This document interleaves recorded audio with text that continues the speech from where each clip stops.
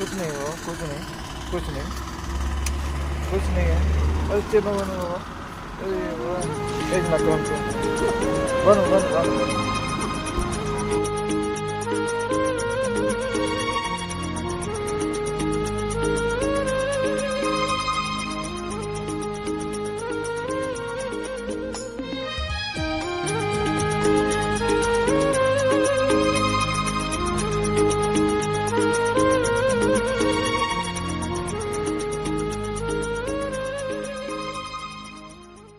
जो प्राण प्रतिष्ठा हो रहा है वो 3% ठगवा गैंग का एटीएम बैठ रहा है। अंधविश्वास और पाखंड से अपने समाज को दूर करने का हम लोग यथासंभव प्रयास कर रहे हैं। हमको लगता है जो 30 दिन में 25 दिन तो हम लोग लगातार हम सबसे पहले अपने दादी जी का श्रद्धांजलि सभा किया था 2014 में। उस समय प्रथम कार्यक्रम मेरा हुआ था। कूदेंगे कभी तार पर से कूदेंगे, लेकिन हमारे साथ हम रिसर्च चूंकि हम किए हैं, हम दूसरे की बात नहीं करते हैं। हम 14 में दादी का श्रद्धांजलि सभा किया, पिछले साल 22 में अपने माता जी का श्रद्धांजलि सभा किया।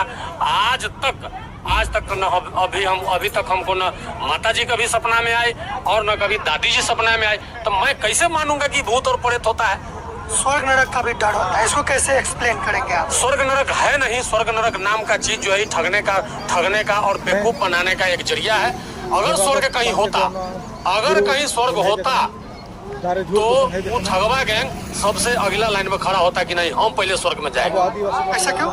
वो चूंकि उनको यहाँ पर जो भी सुविधाएं हैं, सरकारी सुविधाएं हैं, सारे उच्च स्तर पर सारे जो प्रथम स्थान जो होता है पदाधिकारी को, कर्मचारी का, चाहे जो भी कहते हैं IAS अफसर हो, जज कलेक्टर हो, जो भी हो, उस सबसे प्रथम स्थान पर रहने का प्रयास करते हैं और रहते भी हैं। उसी प्रकार अगर कहीं स्वर्ग होता तो वो भी स्वर्ग में भी प्रथम स्थान में जाने का प्रयास करते हैं। और हम लोग को जो है, हम लोग को इसलिए स्वर्ग में नहीं भेजते कि हमको तो अपने बराबरी में बैठने देने का प्रयास नहीं कर दिया।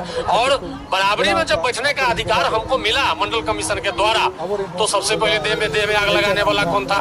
सड़क जाम करने वाला कौन था? रेल का पटरी उखाड़ने वाला कौन था? तो आप सोच सकते हैं कि जो हमको एक चपरासी के कुर्सी पर बैठने देना नहीं चाहता वो हमको स्वर्ग में भेजेगा?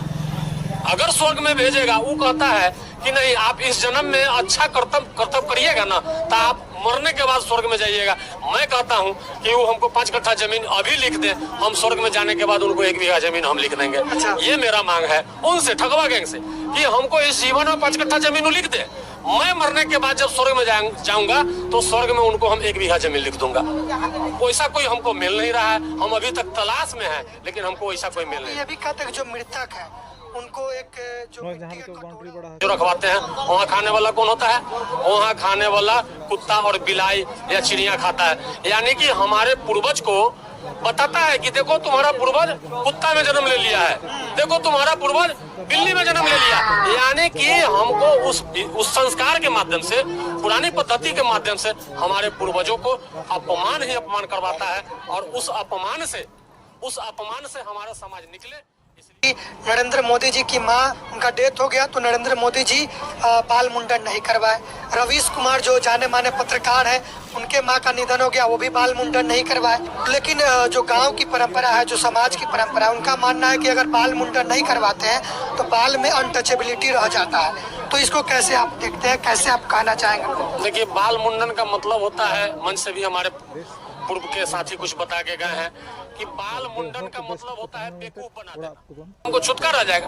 पूरे शरीर में उनको बाल है, बिना बाल के कोई अंग उनके पास नहीं है, तो फिर पूरे शरीर का बाल क्यों नहीं छिलाते हैं?